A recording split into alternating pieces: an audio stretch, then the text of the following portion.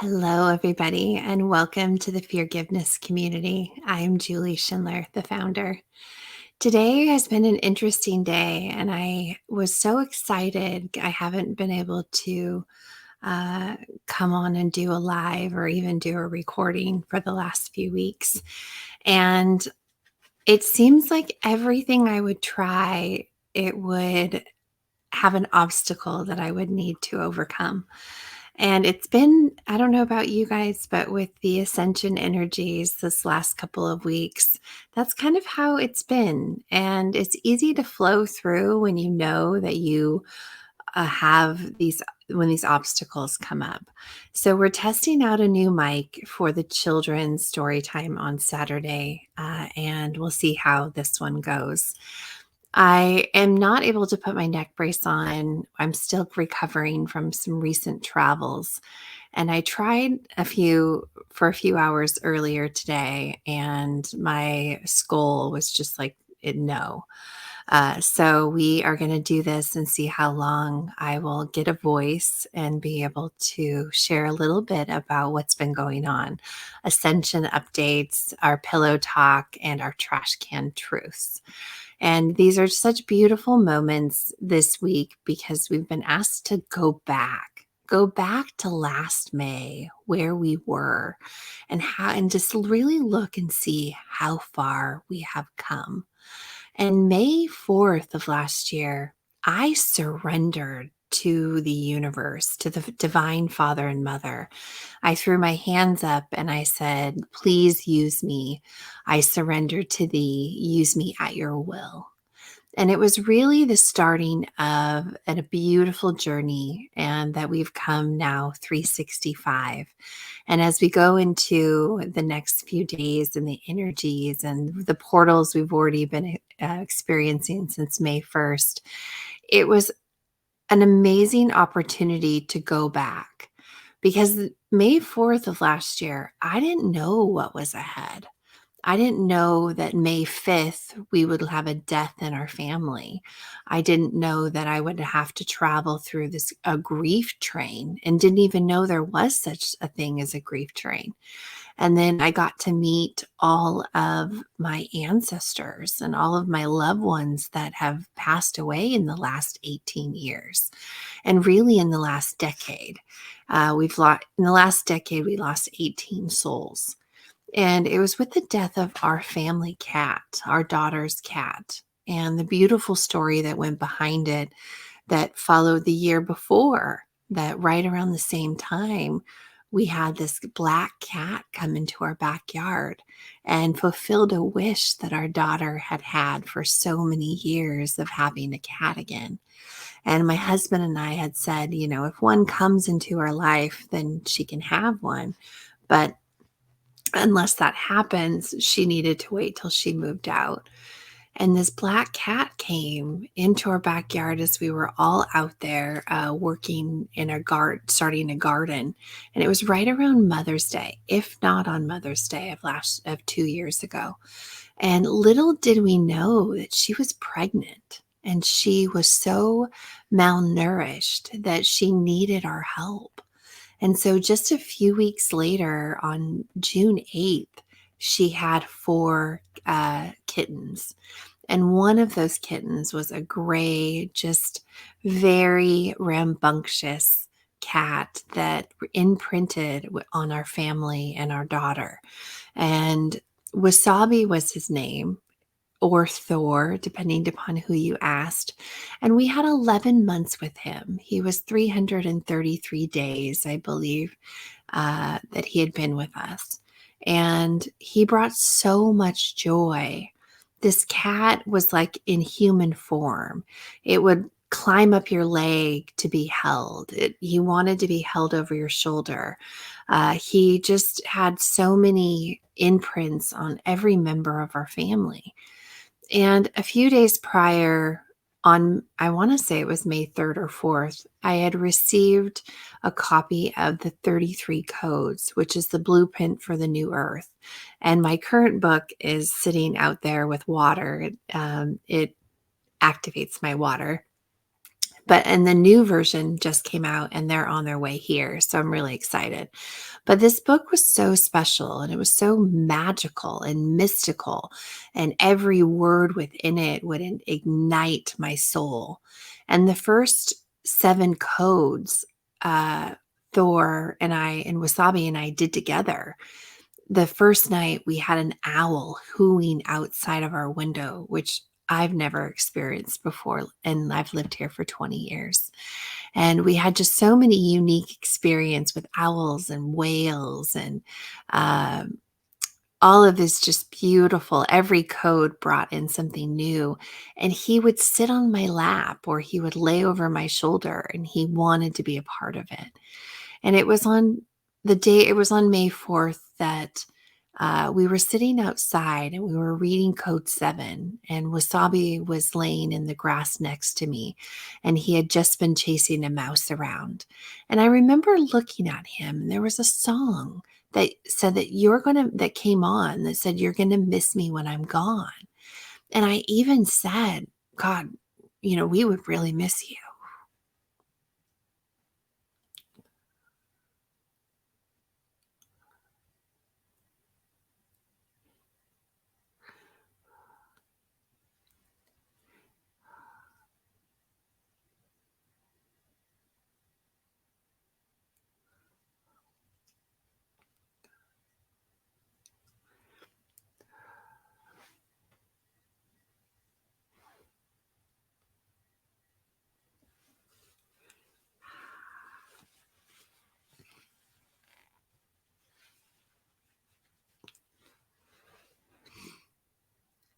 And the very next day, we awoke to his death. He had been hit by a car, and he was just such an adventurer. He would go out in the early mornings, in and out through the dog door. So there was no containing him. And he would just have his adventures. And his mom was the same. She would come and go as she pleased, but he always came home. And that morning, he was struck by a car right out in front of our house. And it looks like he had been coming home from his morning hunt and adventures. And it was so dramatic for our family and for our daughter.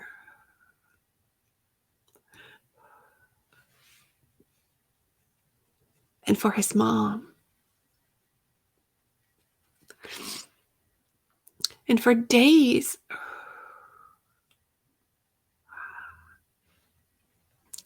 I am wrapped in so much love right now.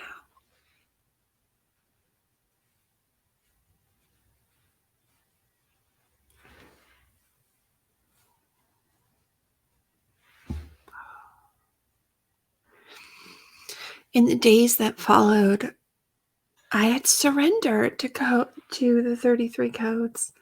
I had surrendered to being a world server and use me at your will. And so I knew that there was a purpose behind this death. And the days that followed, his mom, our mama kitty, would just walk around crying, looking for him. They were best friends. And all of her other children had already been rehomed and within our family. So they were still near, but they had such a bond. And a few months prior, Wasabi was with our daughter on a road trip. She had taken him on a road trip from Washington State to Arizona. And in Utah, she had a patch of ice that flipped her car multiple times. And Wasabi was with her. And he wasn't in a carrier because right before they had got in the car, he wouldn't get into it. And they had stopped to eat, and he wouldn't there was just something wrong. He wanted to be underneath the seat and to stay underneath the seat. And our daughter had built a bed in the back out of wood, a framed bed, and she would have been traveling for 2 weeks. So when she called in her car upside down, locked and trapped in it, Wasabi was somewhere in the car and she didn't know if he was okay. And they both survived that crash without a scratch. She got a concussion and she had other issues, but ultimately they were both okay and they were together. And it we had a lot of great fun stories to share that came with that. So to lose him not even 2 months later was devastating for our daughter and for his mom. And I remember receiving guidance that I just needed to walk with her barefoot around the yard. And I hadn't experienced barefoot or grounding really yet into my journey. And every day we would walk the yard and just show her that he's not here, but that she's okay. And she would take us where we needed to go. She would purr the entire time. And it was just this beautiful bonding experience that we had with her. And that led us to our grief train. That led us to this barefoot walks and connections and confessions and our sunrise walks. We go out every morning. She wakes me up if I'm not awake and brings me outside to watch the sunrise with her. She stands with me during the full moons and any invocations that I'm doing, any grounding that we're doing. She's with me every step of the way. And it's this bond that we've built over the last year. And we rode that grief train and we realized that everyone on that grief train we were holding on to. And it was our job to go back and to give love and to celebrate the lives of all of those who were on our grief train so then they could ascend and be part of our guides and part of our ascension team. And it was so hard at first walking that barefoot path every single day in surrender and in full surrender and reading through every single one of the 33 codes and connecting to Gaia and the Divine Father and Mother and receiving their love, their guidance, their compassion, grace. There was mercy in there, and they helped us to really define what forgiveness was and what it meant to forgive and to give self-love and to boomerang gratitude, because gratitude elevates truth. So this week we went back and we pulled up our pictures from May of 2022, and every day the 33 codes would come up and the barefoot walks with Mama Kitty, and then all of the celebration that we did for Wasabi's life, and to know that he never left us. We have a crow that has shown up every single day since the day he died to be a part of this, and it's our council of crows now, and he squawks and he talks and he sits right outside my window if I'm not paying attention. And there's been so many signs and the way and how far our daughter has come in the grief process of her own. She texted me today that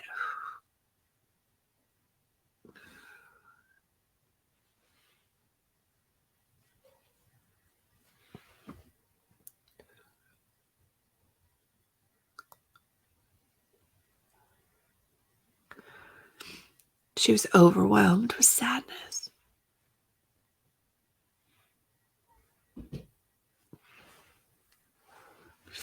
And she didn't know why until she realized what tomorrow is.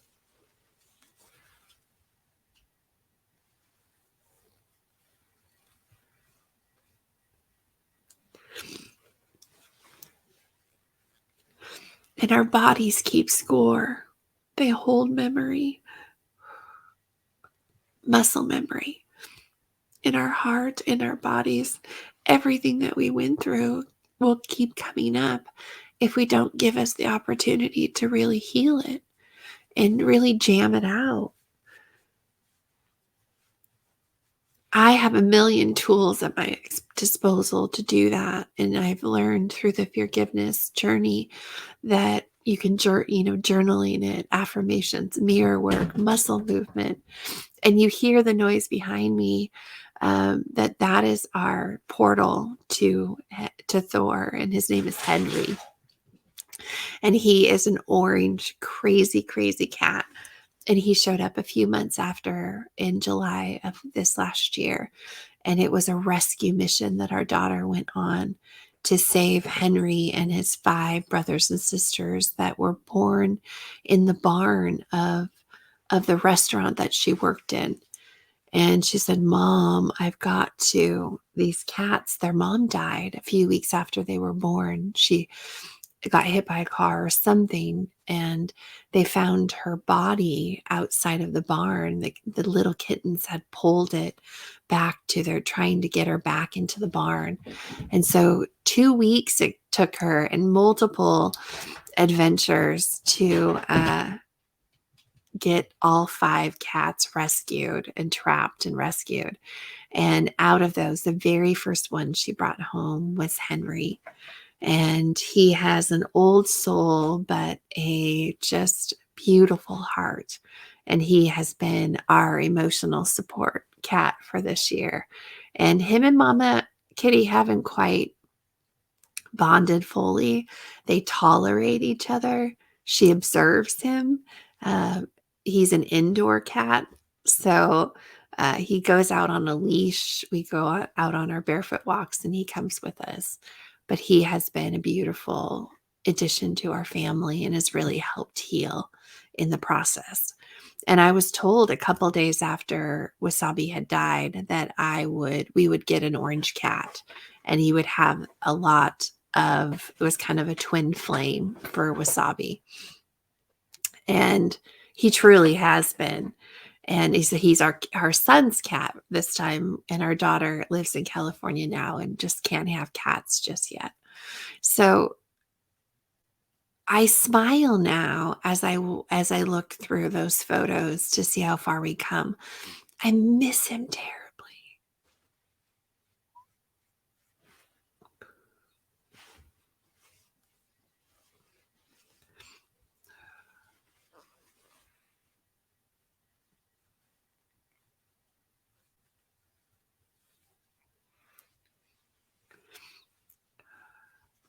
I find gratitude in the process, and gratitude in how far we've been able to travel through grief.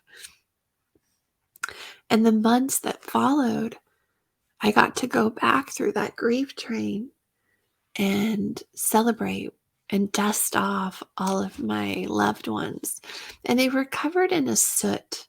They were kind of I had walked to the end of the train looking for Wasabi and wanting some connection to him. And when I got there, I was expecting to see a sunrise or a sunset. But I found this multiple cars, train cars full of my loved ones. And it was like a party going on inside. And they were hanging out the window and celebrating and singing and just having a blast.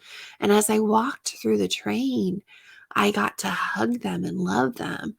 And they weren't sad for me. They were just doing what I asked them to do, to not leave me, because I wasn't ready to let them go. And they were covered in a soot and from like coal from a train. And as we went through the grief process and we celebrate each of their lives, and I found gratitude to allow me to elevate my truth. And I used hugs, which are healing, universally guided songs or words or things that would just come to me on the journey, showing me different pathways out of pain. He's just going wild right now. Pathways out of pain, that the soot would be gone. And we started filling our train instead of coal. And that's kind of our subconscious mind. At the very beginning of this 3 years ago, it was dark and gray and dreary. and there was just a nothingness.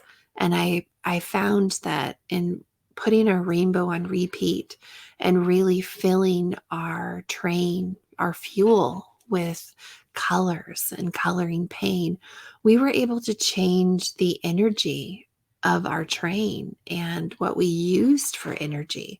And we changed it from coal to crystals and rainbows and color. And so, as we dusted off the soot of each of our loved ones, we were able to really give them this beautiful celebration and send off, and allowing them to ascend to wherever they needed to go. And they quickly came back to join us as our guides. But I needed to go through that process because those 18 of those souls over this last year that we have been able to release back and lighten the load, the weight of the world off our shoulders, and remove some of those train cars. And our train moves faster now. It is brighter and lighter, and we get to see sunrise and sunsets because it's always moving forward, and it flows along, and we just get to see the scenery and observe and be present in the moment of our forgiveness journey. And forgiveness runs in a loop. So it's an infinity loop, and it has 13 cosmic colors in it. And this is not my journey. Forgiveness is for everyone. And forgiveness is self-forgiveness. It's about no one else but you. It's going back through your trash cans of trauma and insecurities and upcycling everything that's ever happened to you and bringing it into the light, finding gratitude to elevate its truth, to change the narrative and to color it, and to color your pain of that experience and change the colors. Put it your rainbow on repeat. There's so many aspects to it, but it's a journey of self exploration, self love, and truly finding gratitude in every moment that we are still within this physical body. The ascension process over the last year took so many, it was a roller coaster ride. First, it was the grief train. And really, we had gone through our trash can of traumas and insecurities multiple times. But now we were going back and pulling back in those hunter boomerangs. And the hunter boomerangs for us were ones that we had found self-forgiveness in, but we boomeranged them out because we just weren't quite ready to heal it all. And hunter boomerangs are boomerangs that don't come back to you. You throw them as hard and as fast as you can, and they are to strike and kill. And the only way to get them back is to go and seek out your prey and gather back your boomerang. And so when you send out a hunter boomerang, you truly are releasing that from you. And if there's more healing that needs to be done, guess what? It sends you out on kind of a walkabout and has you go back out to that trauma, insecurity, shame, or blame, pick up that boomerang and do more healing within. So we had a lot of those. We had a lot of hunter boomerangs that were brought. We had to do walkabouts and bring back and do more healing upon it. We found so much healing within the grounding in nature and really expanding our rainbow, our jam sessions from jamming to be jamming. So gratitude, breathing was in there, nature was added, muscle movement. There was a few things that were added over the year that to our jam sessions that really gave us a full spectrum of be jamming. And it showed us how to use breath work and how breath work can lower pain, chronic pain instantly. And we went through May and June with a beautiful team learning how to connect with our breath. And then in like June or July, we learned that our breath work was another language that would allow us to speak to our galactical families through the light language that we had been receiving. And then we went through months of learning how to activate our light language to really to heal ourselves first, but then to communicate and offer healing to others. We expanded on our ability to heal horizontally and becoming an Akashic Reiki master and learning about the Akashic records and how we could then see our past, present, and future timelines all happening simultaneously. And that was in May of last year. And that was just eye-opening. So we had the 33 codes, we had our grief train. Then we stepped into the Akashic records and we found our home. We were connected with the Aurora Network and the Northern Lights and the experience we had when we were 17.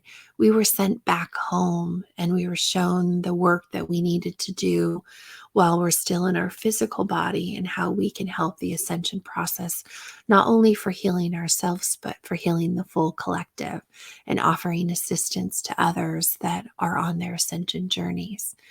In August, we went through sound.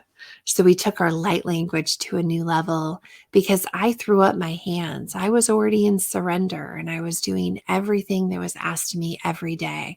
I spent about 3 hours in meditations, building a rainbow bridge from the Divine Mother and Father and having this 3-way conversation and getting any knowledge that I needed and wisdom that needed to be received, alchemizing it for myself, and then finding ways to put that back into the world. And that was June, July, August. And then at the end of July, beginning of August, we found out that the 5-year-old little girl, Florentina, that I had been reading stories to for the last 8 months or so, her cancer had relapsed. And we were doing distance healing every day. We did color stories for her. So all this energy work was being thrown, at her and flowed to her. And her cancer had relapsed. And she went from an 80% chance of life back to down to an 8% chance of life. And we were in no evidence of disease in February and went through immunotherapy treatments. And we were in the very last testing for her to receive the treatments that weren't available in the UK. The reason why we were raising all this money for her, and to find out that she had relapsed and her family kind of cocooned themselves in. And I had received messages from my guides telling me that this was just a blip in the system. This was just a blip in time. It was just a wave that we needed to ride through and that everything was going to be okay. And to tell that to the family, I believed it wholeheartedly because I had surrendered and I truly trust in my channel. And to give that to the family and just say that this is just a wave and there's going to be a couple of them, but we will get through it and Florentina is going to be okay. And to not settle for the 8% chance of life and to keep fighting. And they have fought so hard, and it was just a wave. Florentina has gone through almost, I think she's on the 9th or 10th round of 12 rounds of chemo that she has experienced again since August of last year. And her latest scans show that the tumor that started to regrow on her kidney has shrunk, and that they're moving forward in the process and that everything is going in the right direction. But it was hard for me in August that I threw my hands up and I said, show me how. I trust in you so much. Show me how to reach cancer. And then all of a sudden, about a week or so later, I received Elvis. And it was around the portal of the 8/8 portal in August, the Lion's Gate. And Elvis had come through. And he was showing me how to sing and lower my light language to the lowest depths within me. And that is how you reach cancer. When you go to the lowest density and the lowest depths that you can find and sing and find songs that get you there. Frank Sinatra, Somewhere Over the Rainbow. There were so many men that had come through to show me, but Elvis was the one, and it was one song, If I Could Dream. And that song has stayed with me, and we have been singing it daily to Florentina to really lower, to get as low as we could go. And then that built this echo chamber where we started low with Elvis. And right around his birthday, which I hadn't connected the dots, was August 17th, I believe. And it was a kind of a rebirth for him. And then we moved on through the months, and we've had Whitney Houston and Frank Sinatra. We have gone through all of these beautiful artists of music that their music was divinely led. Michael Jackson was in there. We've had Prince in there.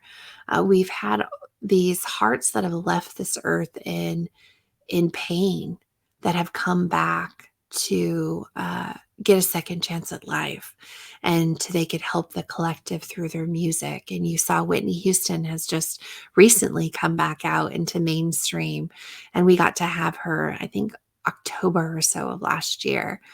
And then in October, there's a few other Ascension spikes that we had. Alchemy, full alchemy, where my whole body vibrates and goes into kind of, it feels like a grand mal seizure, but I'm horizontal and I am able to alchemize plasma that was coming in from the central sun and be part of the grid work.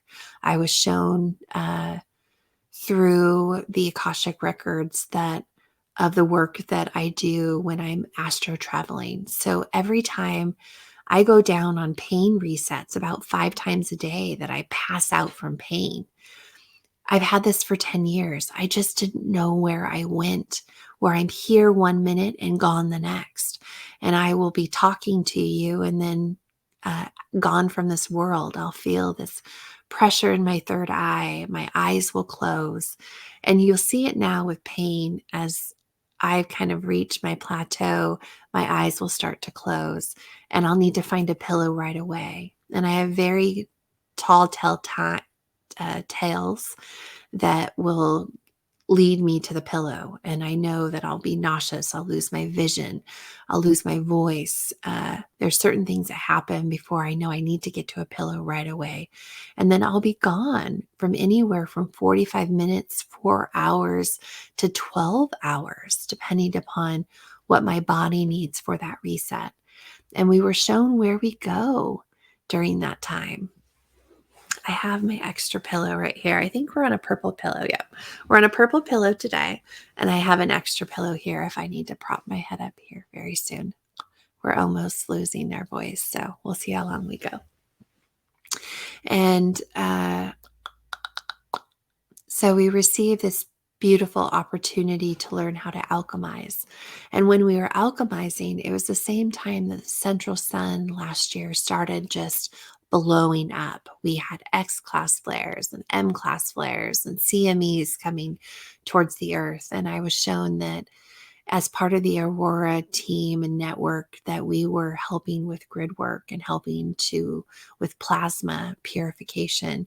And we would put them through these funnels and channels, and they would be poured directly back down into Gaia. And that was helping with the ascension process. So we learned the full alchemy. We learned how to utilize our light language in a full echo chamber. And we were able to start healing and offering healing and distance healing all around the world. In June, right before Florentina received her relapse, we had connected with an orphanage in Zambia, Africa, and we started reading stories to them because they didn't know color. They had very limited English. Many of them were going to school just for the basics. And we were wanting to build out a school of color for them in a way for Florentina's and her family to give back.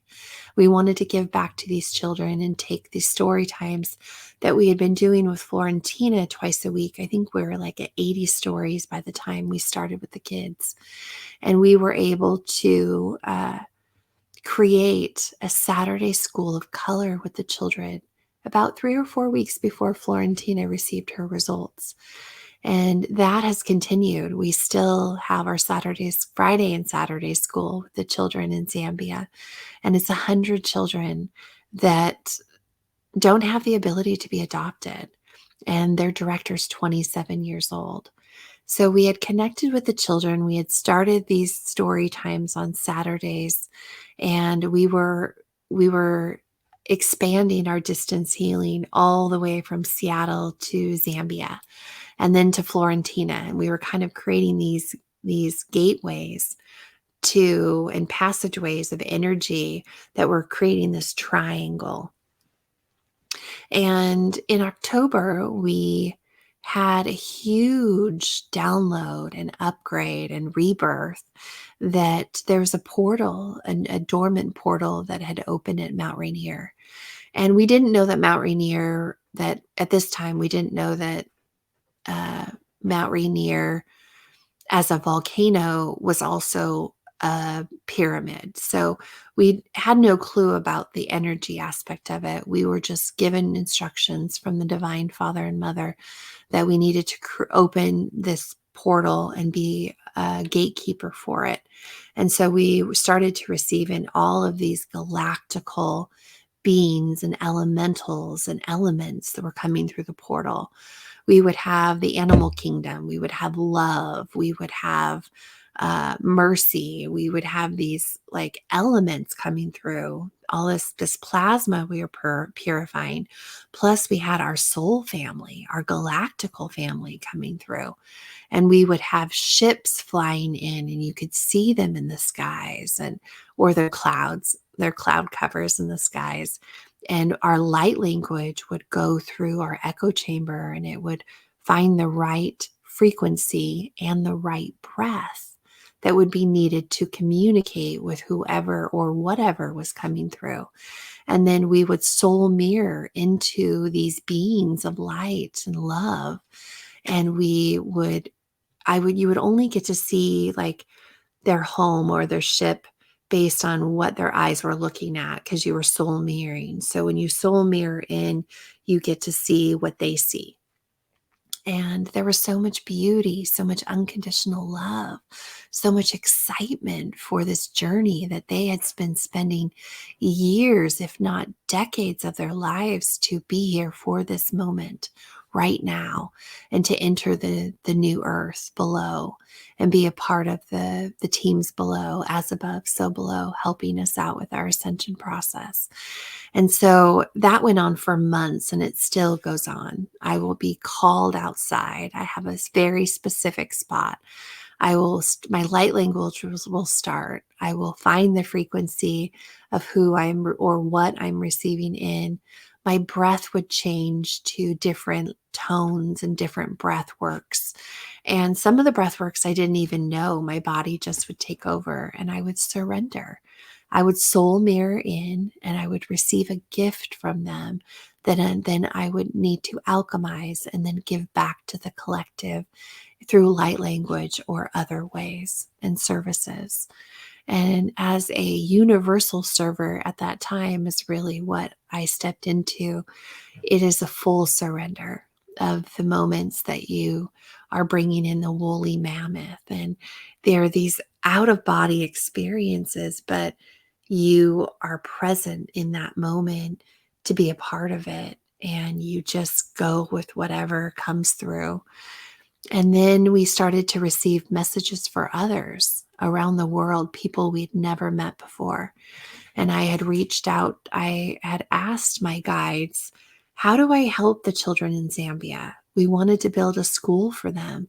But then in October, their home was sold out from underneath them, and they were about to lose and be homeless with 100 children. And I was threw my hands up and I said, okay, I surrender. Tell me how I can help the children. And I was shown a community of what the children will be living in the very near future. And that was this beautiful energy that it had to it. But I didn't know how that truly was going to help. I could just see that the children were going to be okay. I could see and feel the energy of the love, and that there was no lack and no poverty, and they were coming back to me with their families because they were the last generation of pain, but I didn't understand how to get there. And then I connected with GPMS. And GPMS is the Global People's Monetary System. And it's a worldwide referendum for change. It is divinely led and given to us, not only earthly, but galactically, to change our future forward. And it's happening, like it's already happening in communities in Thailand. But GPMS is ready to go, and I can see it. I see the whole view of what my children were going to be experiencing. All we needed is the voice of the people. And GPMS, for me, I can associate it kind of like a union. When everyone signs up for the union and they put their voice towards it, the union has to be accepted by the company and government, and the change has to happen, that the people get a voice, that there's union representatives, that everything changes through that. That is how I can best describe what GPMS is. GPMS gives us, the people, the voice. It is not backed by any 1%. No one makes anything off of GPMS until we fully have the voices out there, and then every single person gets the same amount distributed universally. So for GPMS, the very first month of inception, once we have enough voices around the world for this to happen, every human, every man, woman, and child receives 20,000 US dollars.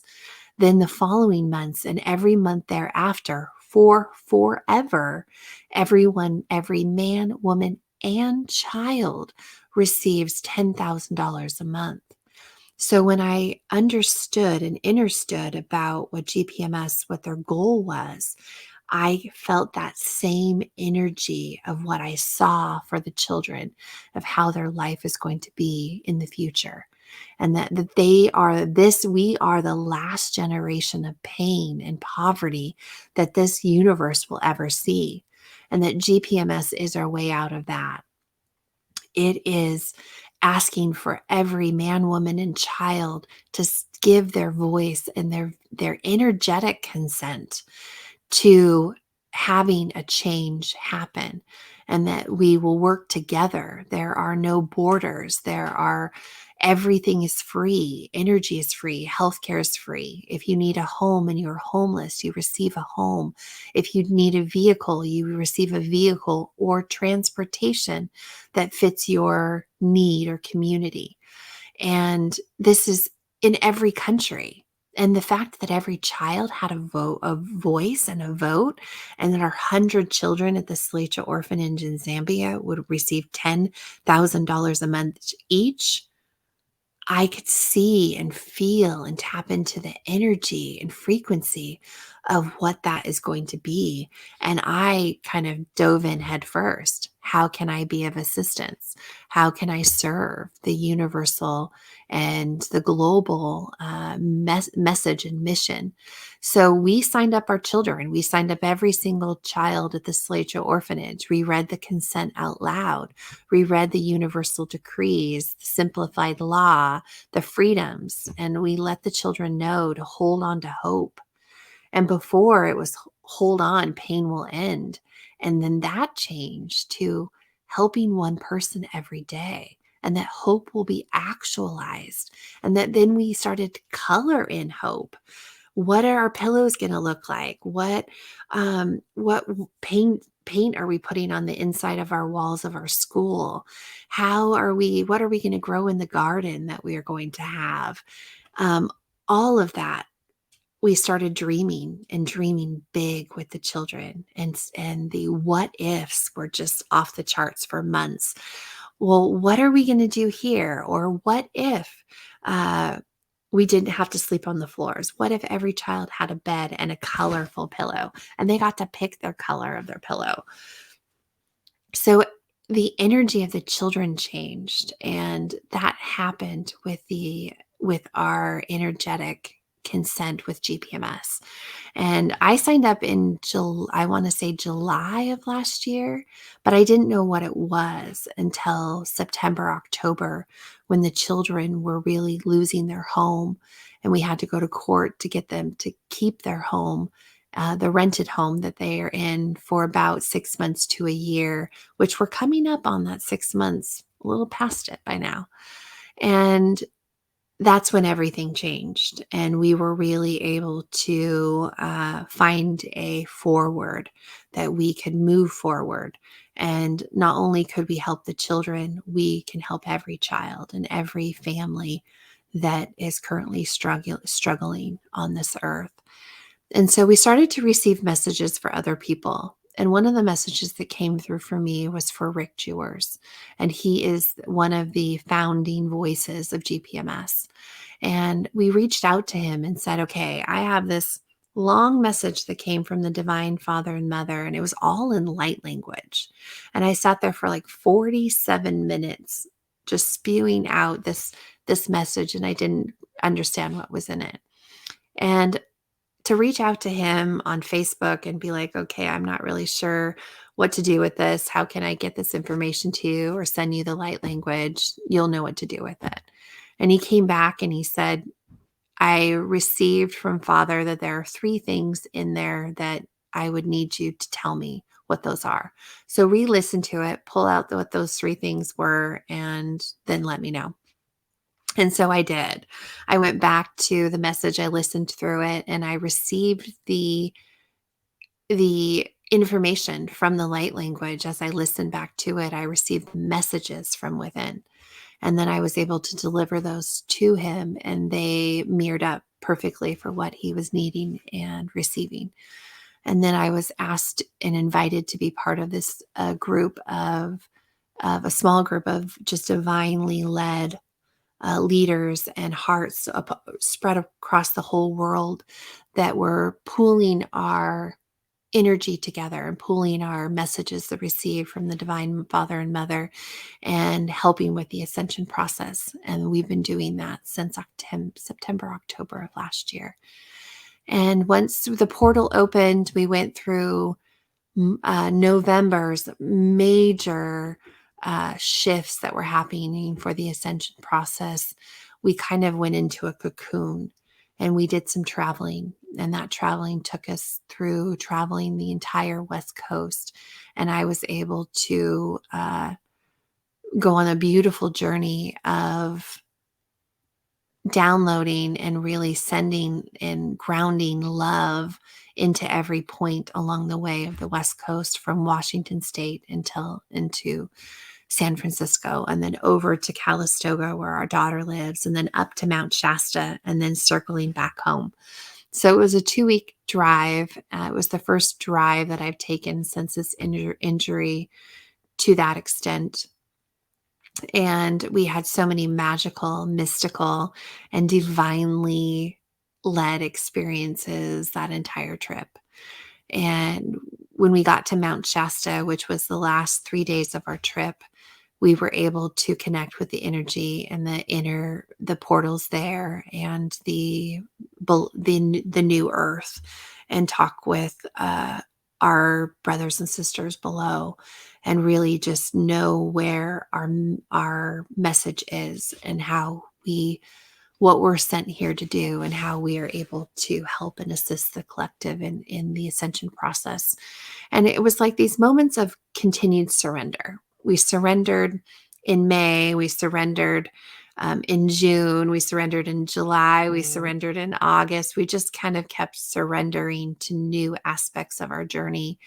And when we got back from our trip in December, it was right in time to uh, get in line with the winter solstice and that energy. And so we were able to drop into our rainbow bridge every single day and provide ascension frequency and updates and messages to this divine group that we were working with.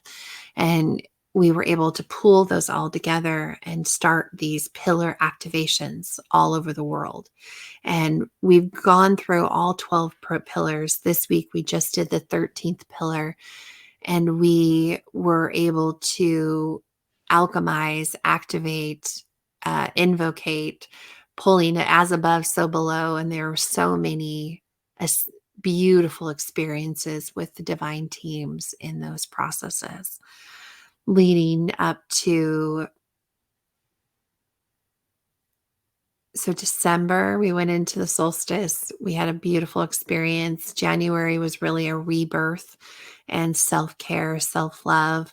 We were feeling kind of a little dormant leading up to the end of January. Like we weren't getting much. It was really just making sure that we had a daily process of the sunrise every single morning, barefoot, having our walks. So we were hitting the sun invocations at sunrise, at noon, at 5:55 p.m., and at sunset. So during the winter months, 5:55 was about the sunset, and then now it's a lot later. And then we would then step into uh, energy systems with the full moons and new moons, and being part of uh, this beautiful group that happens that every 2 weeks, every month, 2 weeks out of the month, from the new moon to the full moon, the Green Tara and Addie Lamborn, who's the author of the 33 codes,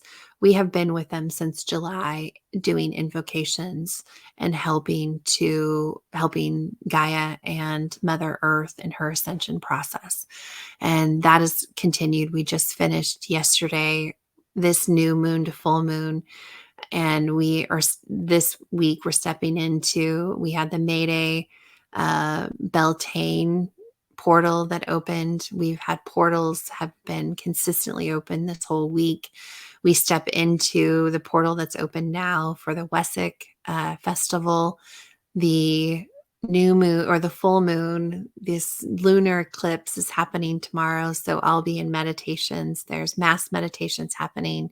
And then we have a few individual requests that have been requested to give back to Gaia and really help levitate and elevate the world around us, as above, so below. So as we got into February, that full moon, February 5th, we received in that comet was coming through.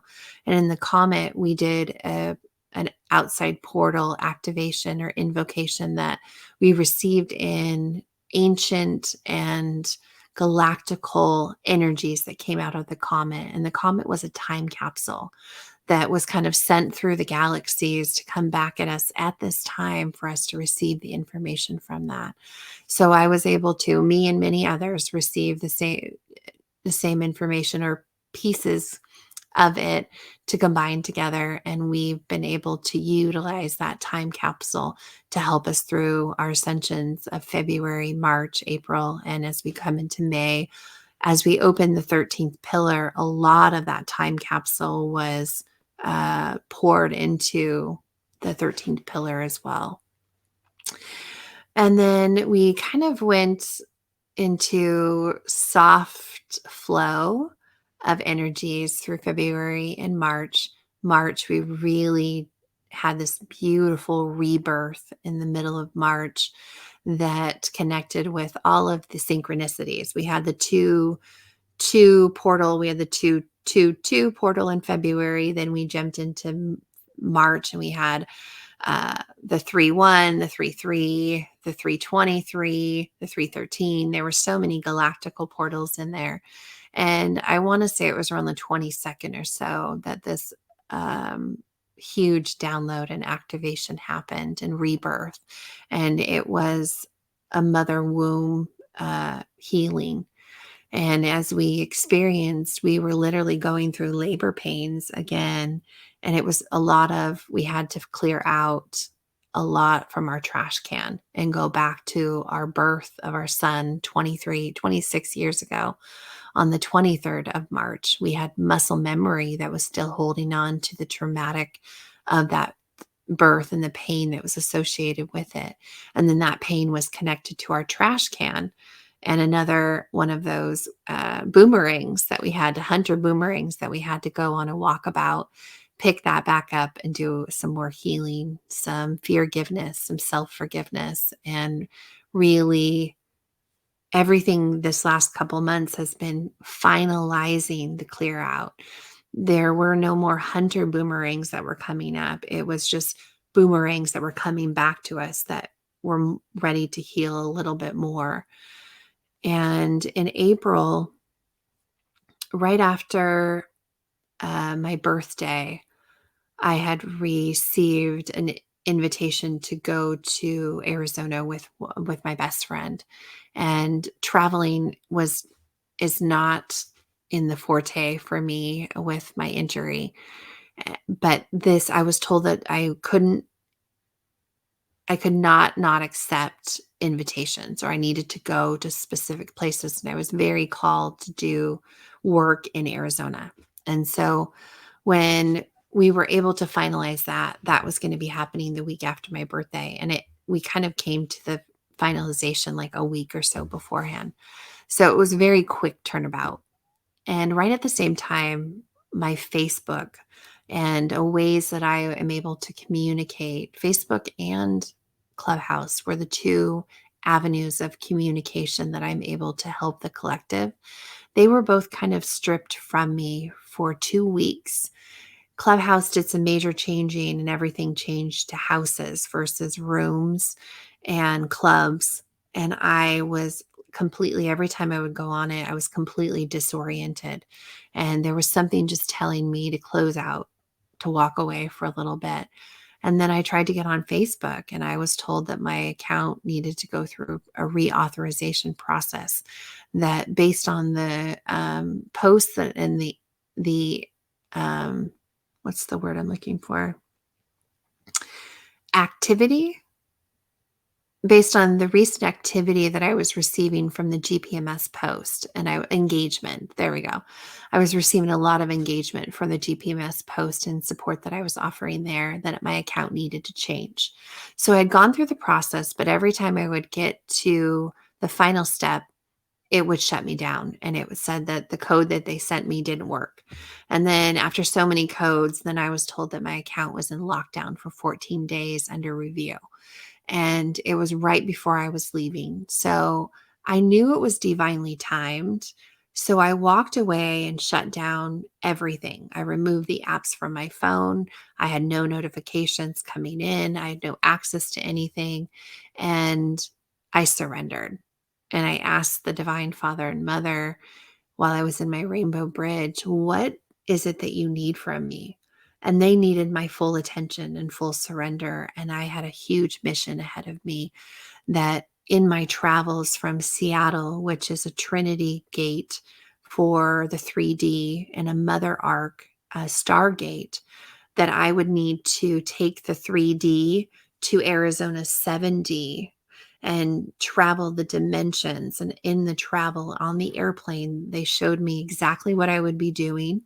I was told to record 3 hours, however length of the flight, of very guided meditations in a very specific way using Orin and Deben. And so I downloaded each one, and I had it. So I had a recording that was on my phone that I wouldn't need to use, internet or anything for, that had all 3 hours of those meditations on it. The night prior to travel, I received a huge download, and I was shown how I was going to be clearing out these mother arcs, the mother arc from Seattle into Arizona, and then all of the Trinity gates that are attached to it. There's 12 Trinity gates, there's 12 Mother Arc gates. And I was going to be clearing out any nefarious energy that was still there. I was going to be dismantling the reversal systems that were put in place that were really sucking the consciousness out of the beings on Earth for millennium, for years and years and decades and hundreds of years, all the way back to like the Lemurian, Atlantean time frames. And so we, and through that process, that would allow me to travel for the first time without pain meds, without any pain meds. And this would be the first time that we would be traveling without any assistance. We would be fully, purely coloring pain, utilizing our toolbox of meditation, coloring pain, any our activations, music, journaling, affirmations, mirror work. We had to use it all in our toolkit to be able to do this. But they showed me that if I was to stay within my intuitive channel, to keep my bridge open, utilizing the meditations and fully using my echo chamber and breath system and light language, that I would be able to travel that entire way without my heart having any struggle. And in the past, traveling on an airplane with the compression of the airplane, I would be in tears the entire time. I would be passing in and out of pain. I would be literally held in this just excruciating pain the entire time, and my heart couldn't handle it. And so any past travels, I would have to have a ton of alcohol to thin the blood and keep the heart lowered. And I would still be in this pain bubble. And we eliminated alcohol 2 years ago. And we eliminated cannabis this year and opiates 3 years ago. So we are completely coloring pain in its full essence. And as we went through that process, everything was divinely led. The airport that we were in, that was just one single airline went out of it, and it was like 15 minutes from entering to the gate, and then being first on the plane allowed me to put my earbuds in and start the meditation and really start grounding myself into the Seattle portal and the Emerald City, and be able to do all the clearing that was needed. And then as we started the flight, there was only one moment where my heart was just struggling, and that was on the descent. So on the descent, I had finished it, our flight was a little extended. My 3 hours of meditations were over, and I was listening just to music. And so I was in and out of my channel, not fully. And that's when my heart started to struggle. Once we got to Arizona, we were then instructed and given daily invocations and downloads of what we needed to do to take ourselves from Arizona's Mother Arc Stargate through every single in Trinity gate and passageway, utilizing the aquamarine flame. And it was kind of like tubes of water that we would be flowing through in and out of all of these gates every single day, clearing, cleansing, and kind of as a magnet pulling out all of the soot, really all of this material that wasn't earthly. So the reversal systems, all the nefarious, all of the negative energies, anything that was put there to cause us harm. So I would go through each and every one of these portals, and it was this kind of really infinity loop. I would go all the way out, go through the portal to the other ends, come back, then I would go to the next one, and we would just keep doing this. And we did this for 6 days. And each day we would give updates to our team and let them know kind of what we were working on. We were given in the middle of it, like 3 or 4 days in, we were given the father arc systems and showing us the work that we were doing in all of the pyramids. And the pyramid work was added to this because all of the systems underneath underneath and above the stargates, the Trinity gates, and the pyramids all run on the same grid systems below. So we were able to, once we cleared out the systems, we were able to go into the pyramid systems and extend out all of those into their channels, and then magnetize and clear out and purify and pull out any of that material that was unearthly, that was nefarious or part of the reversal systems. So when we got through all of that, that's when we started really working on the 13th pillar. And the 13th pillar is the mother arc and the father arc coming together and utilizing all of the stargates and Trinity gates that are within them and combining the three founder flames. So it was a magenta flame for the father, there was the gold flame, and there was an aqua flame. And so it was the flame of the son, the flame of the mother, and the father. So it was this trinity. And at the same time, we were working through building our jeweled vehicle with Oren and DeBen and the Green Tara team. So it was like all coming at us. So every day, it was 3 hours or so, we were in and out of this divine work and doing what we could to purify. First, you heal yourself and you use the information given to you to purify your body, and you work on your own self-healing. You go through your daily process, your sunrise invocations, your midday invocations.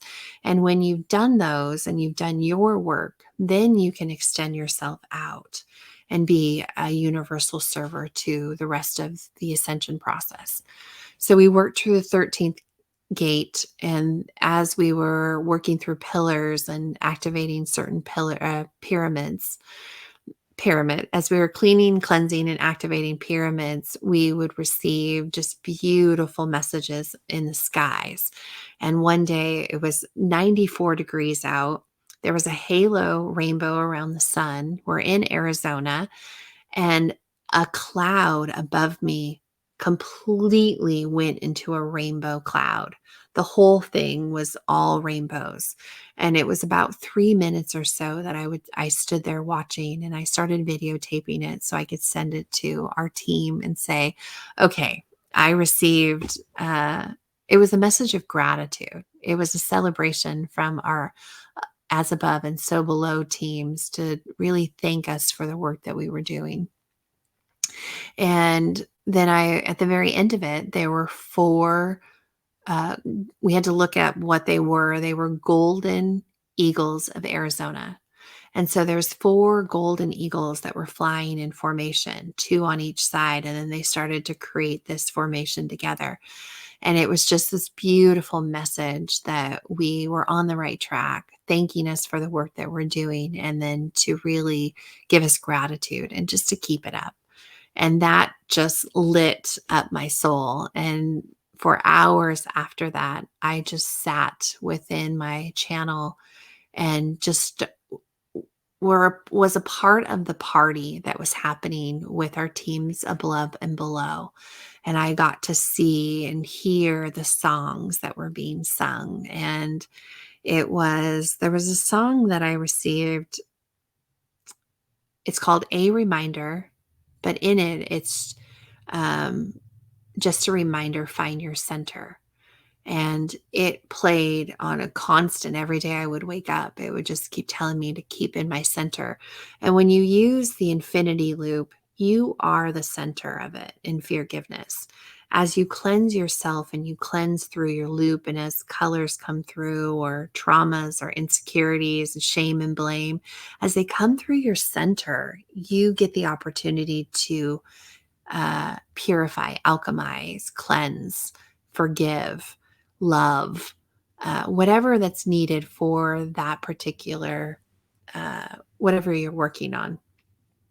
You get that when you stay within your center and you fill your body with light and you activate your light body. You are able to do miraculous miracles come through you. And so we sat in that channel for multiple hours and we received so many new messages.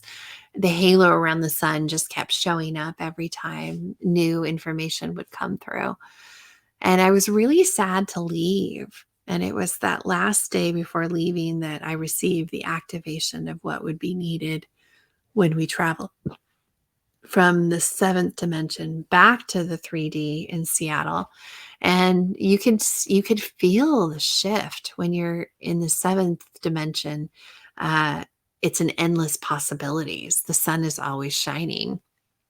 And you come back to Seattle and it's been raining for 6 months. There was no sunshine. And we were able to do the work and really make sure that all the work we had done over the last week was holding. And so we coded all of the mother arcs and father arcs and trinity codes and or gates with this aqua ray of light. And really it was a sealant. It was like this very thick plasma sealant that was placed in it. And there was no nefariousness. Like we had got rid of it all. And so we knew when we landed back in Seattle that our work for that was done and that we were just waiting on the sun to deliver multiple M class flares or X class flares. And then we would then know that the pillar 13 would need to be activated. And that led us up to this week. And those activations from the sun have come in very simultaneously, very strategically. We haven't had an X class flare, but the M class flares had enough energy and divine information within them that we were able, and they were back to back. On each day, we were able to combine those to help us to activate the 13th pillar. And that was done this week. And in the activation for the 13th pillar, I was guided to record it. So I have it on voice record and I listen to it back and it blows me away every time to see where our rainbow bridge takes us when we surrender. And we were kind of ping-ponging around on May 1st on the Beltane mass meditation that was done. We were like a ping pong, what's the human word? Kind of like a shooting star where we would go from every sun and every galaxy and we would kind of connecting the dots. We pinged through every single sun of every galaxy. And then we were brought back to the M87 galaxy and we were brought through the galactical sun into our sun. And then as we shot out of our sun back to Gaia, and I thought we would be like a pillar, right? We would go, but as we shot out of the sun, we broke apart right above the Gaia and we became star dust. And there's a John Legend song that came with that I could hear in my head.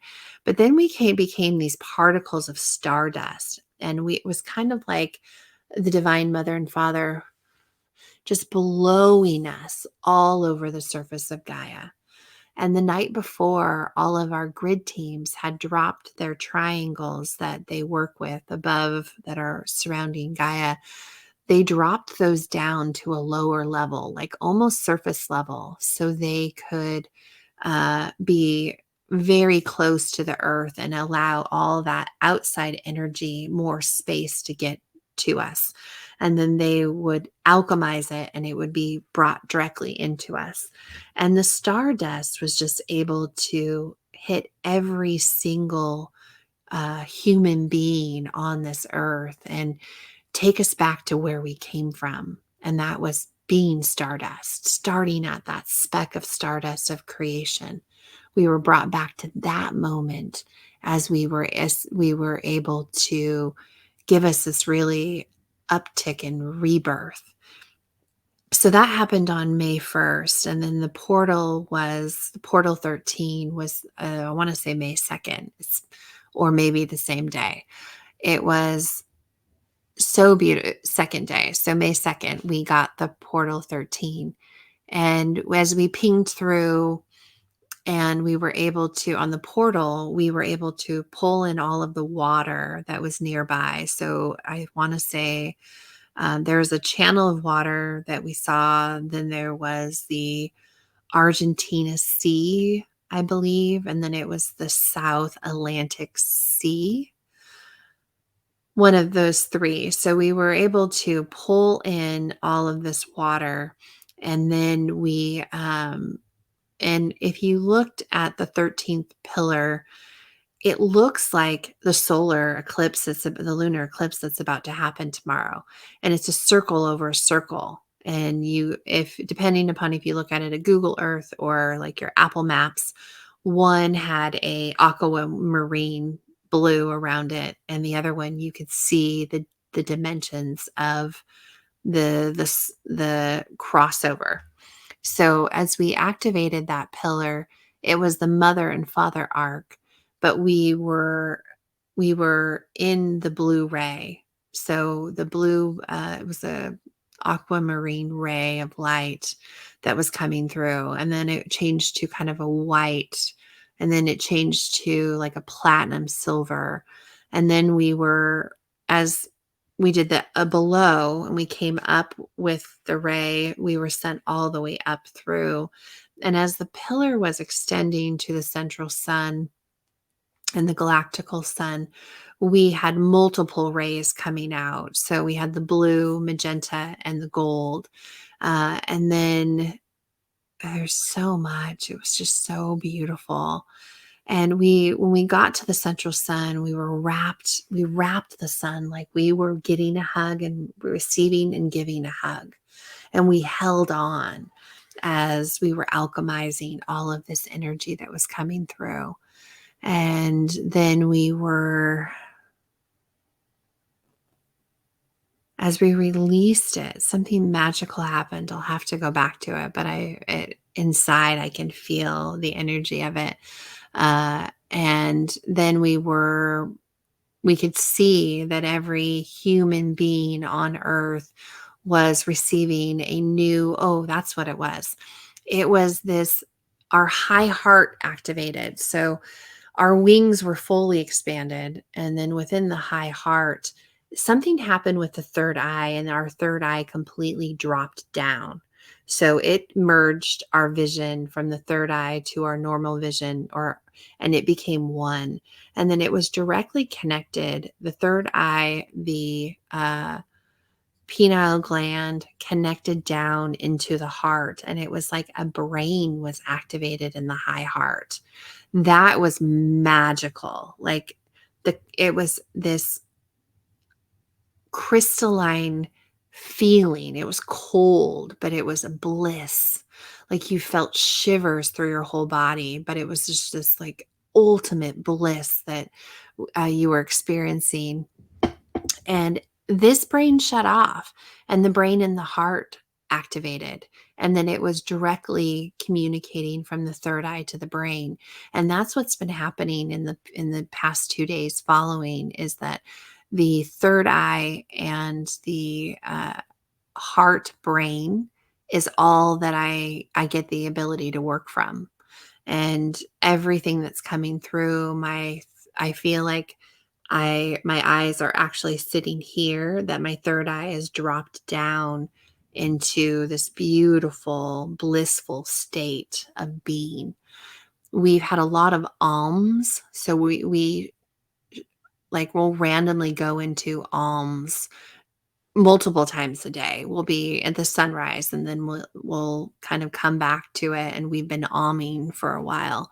Our echo chamber just goes off, and we from the lowest that we can go down where Elvis is, and our and cancer is, we are able to through and take us all the way to the highest. So Whitney Houston is way up there. And we'll just show up with these beautiful, like, I'll just wake up and kind of become present again and realize that I dropped into singing or alming. And through alms, we just get so much random cool information that comes through. And so that's kind of been our channel for the last couple of days. And then we were guided yesterday we've been doing the light body course with Oren and DeBen. We were guided to that in correlation and commitment with the jeweled body vehicle. So we're building the Merkaba, we're building the tetrahedrons. We were brought into the Star of David and utilizing that infinity star last night and shown that the Kundalini rising. So when you build your light body and you're bringing that energy up from your core, uh, you are running that directly to source. And then our butterfly kisses that we got last year. So I want to say July, August, we received the butterfly kisses, which open up your spinal channel, your sacred portal channel. And the soul chakra was opened this week. What other? There's so much, but the Kundalini rising is happening for the collective. So as I go through the process, it's happening for everyone. And I get confirmations from others that they are experiencing the same things. So the Kundalini rising is that energy. If when you pull up on your diaphragm, you're pulling that energy into your hip bones, and then you're pulling it into kind of, I call it my Iron Man light, where my I am presence is. And then it pulls it up into your high heart where the brain is. So it's kind of, your systems are working on a different energy level. And then it comes up, over, down, and then it shoots straight down through your spinal cord channel all the way down into the core of Gaia. So you're pulling up from Gaia on the front channel and it's coming all the way up your channel. It runs through your high heart, through your third eye. And when it gets to your third eye, your butterfly kisses push it back to the back of your head to the sacred portal. And then it goes straight down. And there's an additional transition this last couple of days where it's going up to the soul chakra. And for some of you that are higher in your ascension process, it may even be going, I can't reach that high. It may even be going to your galactical and universal chakras. So based on where you're at, you may be sending it all the way up, and then it's coming back down and it's hitting the backside and going straight down into Gaia. It is like fire and ice at the exact same time. We were shown at the base of the spine. So if you're feeling like womb, like you feel like your lower back labor pains. So I had back labor with both of my children. That's the feeling and pulsating that I was getting. But I was shown that the DNA upgrades. So there's DNA and very special keys and codes that are placed in the spinal column, in the spine, in the tail of it, at your conception. So when you're in that stardust mode where you are in creation mode, you receive all of your keys and codes that are within this spot that are being activated through the new upgrades to the DNA. So they are strands of remembrance. It may be lineage, it may be galactical, it may be Lemurian, it may be uh, other earthly, it may be technologies, it may be new abilities that you will start to have and be able to utilize on your ascension process. But those strands are activating, and it showed there's so much to it. the aurora rays and the aurora lights that whole network has come into for me, but everyone is you may have different connections. It may be Palladian or Syrian. It may be Arcturian. It may be otherworldly galactical connections that are coming through for you as well.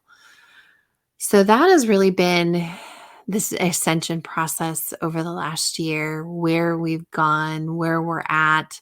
I'm so excited for what's going to be happening in 12 hours from now, when at 10:34 is when we start the mass meditations for the full moon and the Wessex Festival of Light.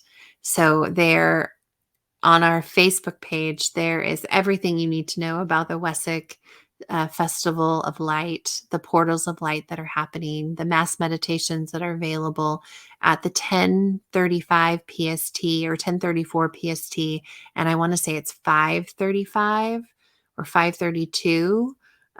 There is the other one for the lunar solstice. So there's two that are happening tomorrow, and then there's other ones that will be happening on May 7th. There's another major one that will be activated because the portals are open 2 days prior, 2 to 3 days prior, and then 2 to 3 days after. So we are full on, anything can happen right now, but we are fully supported in all that we do. And as we transition, we are just asked to give ourselves self-love, rest when needed, drink a ton of water. Um, I haven't been able to listen to music. I've been guided not to. I've been guided to purify what I eat, only high vibrational foods, lots of colorful foods. Every time I do try, if I go to a place and try to do something and my phone shuts down or the system shuts down, or if there's a glitch in it, that is just showing me that I'm not supposed to be there. And I'll turn away and I'll go on a different path. If it's uh, you know, if I listen to music for a jam session and I had asked, please only provide me with what I need to hear, and the very first song that I got, which I've never got before, and it was a meditation song. It was 46 minutes long, and it was just Pandora. It was like the random, okay, well, I turn on Pandora, show me what I need to listen to. And I was guided to this 47-minute long meditation song. So I was told that I knew exactly where I needed to be. My hug radio was turned up pretty loud, and then I was able to refocus. Spending time in our physical bodies. So it's asking us to enjoy our body, because we are the only species, the only beings of light that have this physical body. And I learned that when meeting so many soul family members in October and November, that they had so many questions about the physical body. So hug your loved ones, dance barefoot, sing, um, enjoy yourself, look in the mirror and love every aspect of you. Your density, what we have now, we will never have again. It won't be part of the future as we transition and our light bodies are activated. We will have the density that we currently experience will be different. And that's okay. But so many of our soul brothers and sisters in galactical family, they want to know what it's like to, hug and to kiss and to eat. The density that we have is so miraculous to them. So they have a lot of questions about that. So that shows me to really enjoy the body that we are in while we still have the ability to do all those beautiful things, and to turn around and help the person behind you. And though we had so many hiccups getting right here to this pillow, to this moment, and trying out this mic, which we hope it's on, uh, we were just kept told today to share our joy, share our love joy, share the forgiveness loop, share our colors, to share our experience, that maybe there's somebody else out there that's going through what we've been going through that just didn't know what it was. And to share, though others may not understand that they may think I'm totally crazy. I'm okay with that. I know, I trust, I believe, and I surrender to the process of this ascension. And I know that everything that is given to me and through me is divinely timed by source. And I trust in it and I believe it wholeheartedly. And with that, I am shown with everything that's been happening around me that I'm on the right track. So I will continue to be here and share my love, my light, my joy with you. And we were given an hour and 30 minutes of my voice, and that's all source. So I know I can tell with my eyes they're about to close. So I've already got a few of those little triggers to tell me that it's about time for me to get close to a pillow. So thank you so much for being here and for joining me on this Trash Can Truths, this pillow talk, and this ascension update. We have rode a train. We have gone through the stars. We have been a shooting star. We activated our brain in our high heart, and you've been here every step of the way. So I'm sending you so much love, so much light, and I look forward to seeing you on the other side of this rainbow. Have a wonderful full moon, lunar eclipse, ascension cycle, everything that comes with it. And just remember that you're not alone. You just have to reach out for the universal hug that's always around you. Bye, everybody.